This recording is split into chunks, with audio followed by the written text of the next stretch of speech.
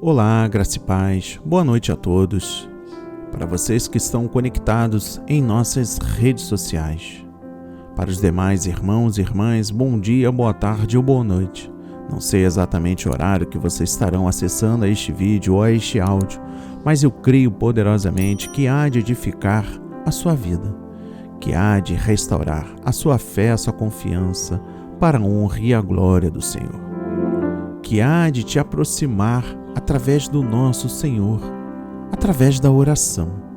Por falar em oração, este é o grande propósito em orações, falando sobre oração.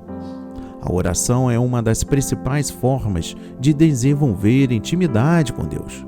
A oração de um justo é poderosa e eficaz, e ela é uma das principais armas de todo aquele que crê. Podemos ser felizes porque Deus sempre ouve a oração daqueles que se aproximam com humildade. E hoje, neste 17º dia, um propósito de orações de 25 dias, o projeto A Marca da Promessa traz para leitura e meditação e reflexão o livro 2 de Coríntios, capítulo 12, versículos 8 a 9. E a palavra diz: 3 vezes roguei ao Senhor que o tirasse de mim, mas ele me disse: minha graça é suficiente a você, pois o meu poder se aperfeiçoa na fraqueza. Portanto, eu me gloriarei ainda mais alegremente em minhas fraquezas, para que o poder de Cristo repouse em mim. Amém e graças a Deus. Meu irmão, minha irmã, se desconecte de tudo e preste atenção na mensagem que o Senhor enviou para nós nesta noite. Propósito em orações, oração. Para conhecimento, no versículo 8, orei, apresentei meu caso, requisitei ao Senhor. No versículo 9, fraquezas, poder. Quando os cristãos estão sem forças e olham para o Senhor, Ele lhes transmite poder por meio de sua graça. E através deste racional, vamos mergulhar na palavra do Senhor. Em toda a Bíblia, a palavra graça aparece por 323 vezes. A palavra graça, em português, vem do latim gratos, agradável, amável. No grego, a palavra traduzida é charis, que significa graciosidade, atrativos, favor, cuidado ou ajuda graciosa, boa vontade. Paulo é o apóstolo que mais fala da graça de Deus em suas epístolas. Também foi o apóstolo que mais experimentou a graça de Deus no sentido absoluto da palavra. Perseguidor dos cristãos, converteu-se e se tornou perseguidor pela fé que antes perseguia.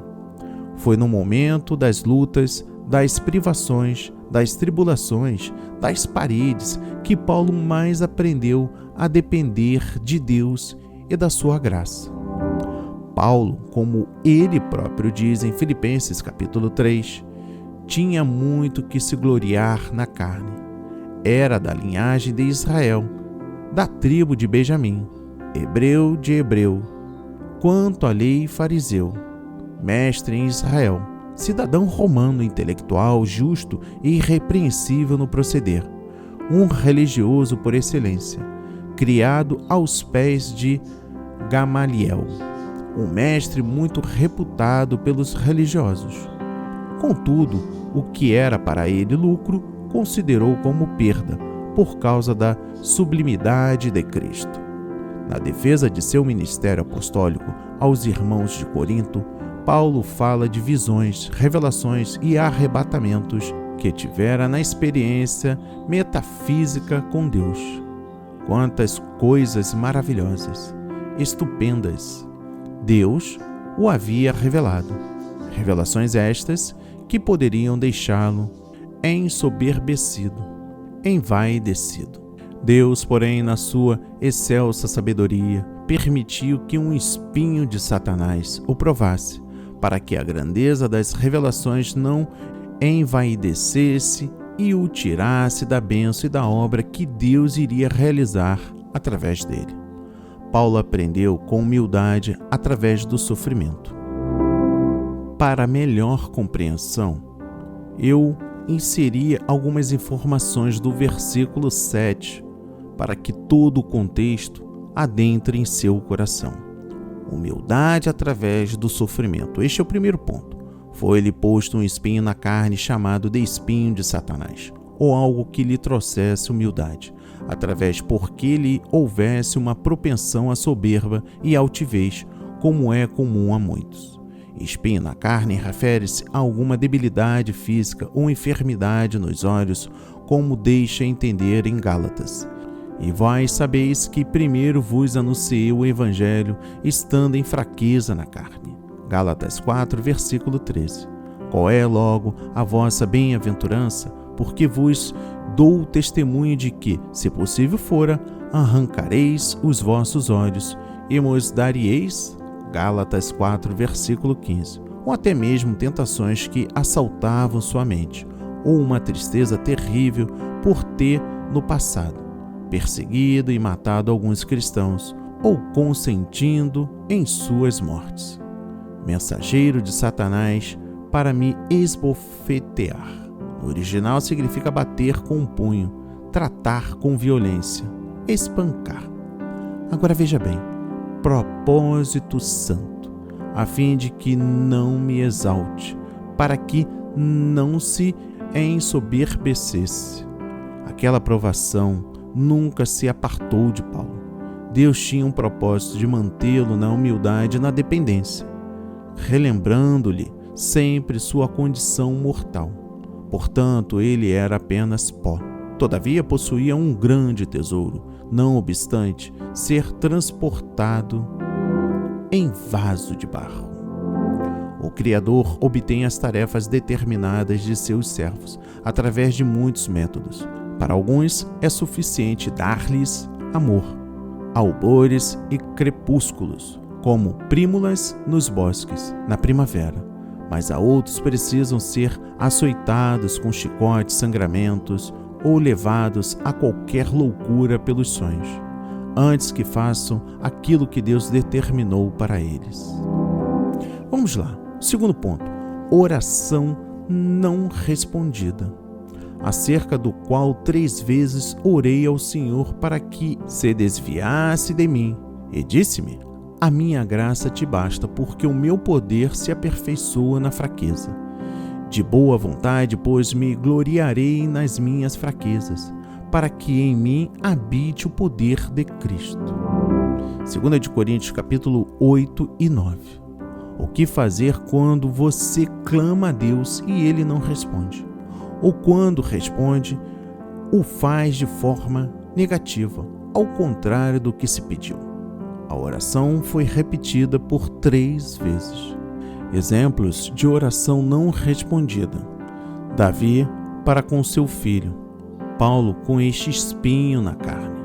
Todos receberam respostas negativas. Essa resposta visava a um propósito definido e eficaz da parte de Deus.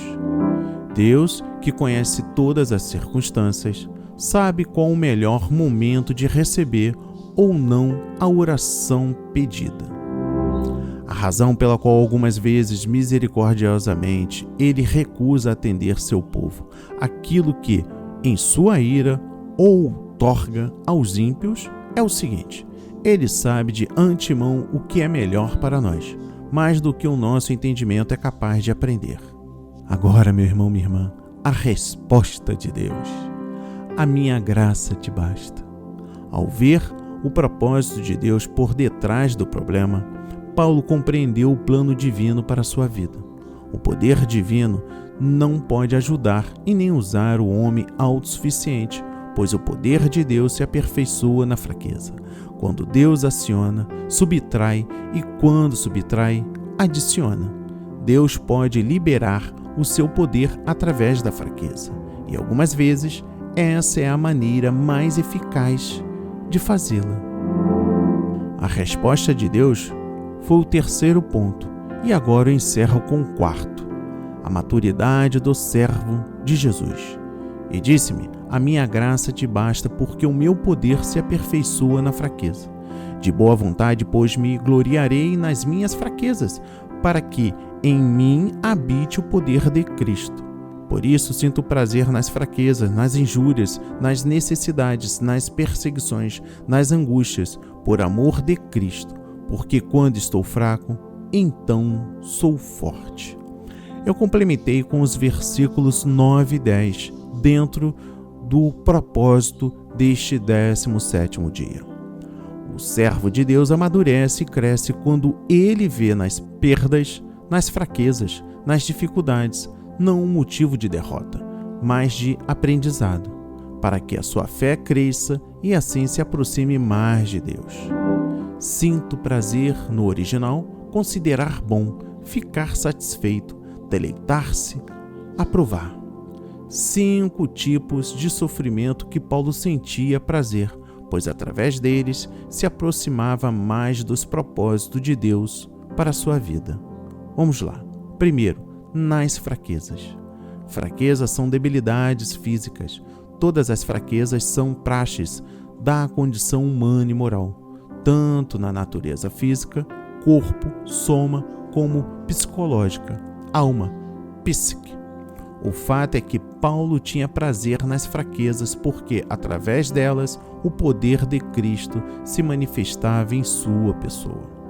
Segundo, injúrias, insulto, abuso verbal, maus tratos, desastres, danos. Terceiro, necessidades, aflição, calamidade, tortura, privações de ordem material e física.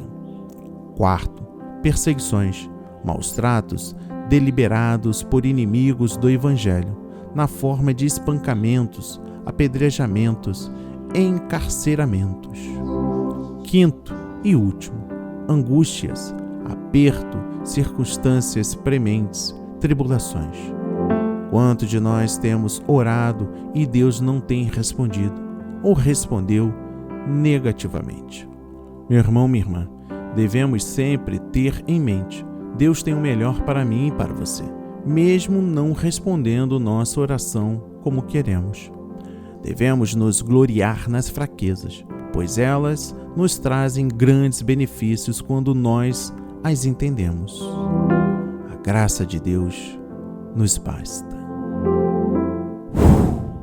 É de tirar o fôlego o que Deus acabou de nos revelar. E eu trago aqui 2 pensamentos. Sim, 2 pensamentos para encerrarmos esse 17º dia, propósito em orações, falando sobre oração. Primeiro pensamento: nossa fraqueza revela a excelência de Deus. Estamos nos baseando no versículo 9. A minha graça te basta porque o poder se aperfeiçoa na fraqueza. O propósito de Deus para o sofrimento é que Ele magnifique a excelência e o poder de Cristo. Isso é graça, porque a maior alegria para nós cristãos é ver Cristo engrandecido em nossas vidas. Quando Paulo foi informado pelo Senhor Jesus de que seu espinho na carne não seria tirado, Jesus fortaleceu a fé de Paulo, explicando o motivo. O Senhor disse: a minha graça te basta porque o meu poder se aperfeiçoa na fraqueza. Deus ordena que Paulo seja fraco para que Cristo possa ser visto como forte em favor de Paulo. Se nos sentimos e nos vemos como autossuficientes, nós obteremos a glória, não Cristo. Assim, Cristo esconde as coisas fracas do mundo, a fim de que ninguém se vanglorie na presença de Deus. 1 Coríntios, capítulo 1, versículo 29. E às vezes, ele torna mais fracas as pessoas aparentemente fortes, para que o poder divino seja mais evidente. Sabemos que Paulo experimentou isso como graça, porque ele se alegrou nisso. De boa vontade, pois, mais que gloriarei nas fraquezas, para que sobre mim repouse o poder de Cristo. Pelo que sinto prazer nas fraquezas, nas injúrias, nas necessidades, nas perseguições, nas angústias, por amor de Cristo. Porque quando sou fraco, então é que sou forte. 2 Coríntios capítulo 12, versículos 9 e 10. Viver pela fé na graça de Deus significa estar satisfeito com tudo que Deus é para nós em Jesus. Portanto, a fé não se esquiva daquilo que revela e magnifica tudo que Deus é para nós em Jesus. Isso é o que a nossa própria fraqueza e sofrimento fazem. E por fim, o segundo e último pensamento desta noite. Quando nos encontramos em adversidades, doenças ou qualquer sofrimento, nossa tendência como seres humanos é procurarmos a Deus para que efetue a cura que necessitamos. Como Paulo fez quando foi acometido de grave doença. Ele buscou a Deus, mas não obteve a cura. Deus não o respondeu, pois havia algo grandioso para ensinar a Paulo e aos outros, como todo o seu sofrimento. Em nossa dor, nosso espírito, quando enfraquecido, tende a buscar o mantenedor da vida, Deus. E é nesse momento que o Espírito pode transformar a todos ao redor. Não nos queixemos de nossas dores, antes sim, sejamos gratos, porque a graça do Senhor em nossas vidas é tudo o que precisamos para alcançar a salvação eterna, que nos é concedida através de Jesus Cristo. Que a palavra de hoje seja semeada em vossos corações para a honra e a glória do Senhor. Assim seja, assim diz o Senhor. Amém, amém e amém. Graças a Deus, graças a Deus, graças a Deus, graças a Deus. Pai amado, bendito, querido Deus, glorificado seu santo nome seja pelas graças que tem nos concedido, pelas fraquezas que nos tornam mais fortes em Ti. Ensina-nos a entender Sua vontade para a nossa vida e agradecer pelas adversidades que trazem-nos para perto de Cristo. Molda-nos com a Tua graça, conceda-nos força para lutar pela Tua vontade. Em nome do Senhor Jesus eu oro, agradeço, louvo Seu santo nome. Amém, amém e amém. Graças a Deus, graças a Deus, graças a Deus, graças a Deus.